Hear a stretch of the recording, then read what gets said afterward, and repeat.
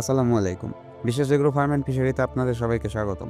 এখন বর্তমানে আমরা আমাদের পেঁপের প্রজেক্টে কাজ করতেছি।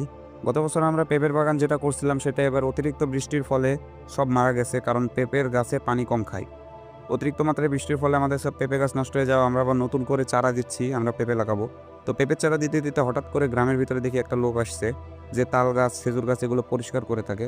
এই পেশায় এর আগে অনেক মানুষ নিয়োজিত ছিল, কিন্তু এখন অনেকের সংখ্যা অনেক কমে যাওয়ায় এই লোকগুলো পাওয়া খুব মুশকিল। যার কারণে আমরা পেঁপের চারা দেওয়া বাদ দিয়ে তার সঙ্গে আগে যোগাযোগ করে এবং আমাদের গাছটা পরিষ্কার করে নিই, এবং তারপরে আমরা আবার আমাদের পেঁপের চারা কাজে নিয়োজিত হই।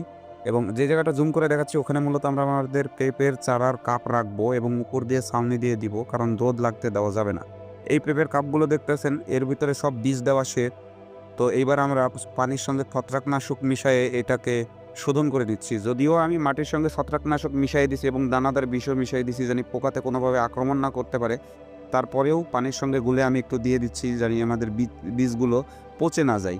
তো সবাই আমাদের জন্য দোয়া করবেন, জানি আমরা এভাবে এগিয়ে যেতে পারি। সবার জন্য দোয়া ও ভালোবাসা রইল। ধন্যবাদ।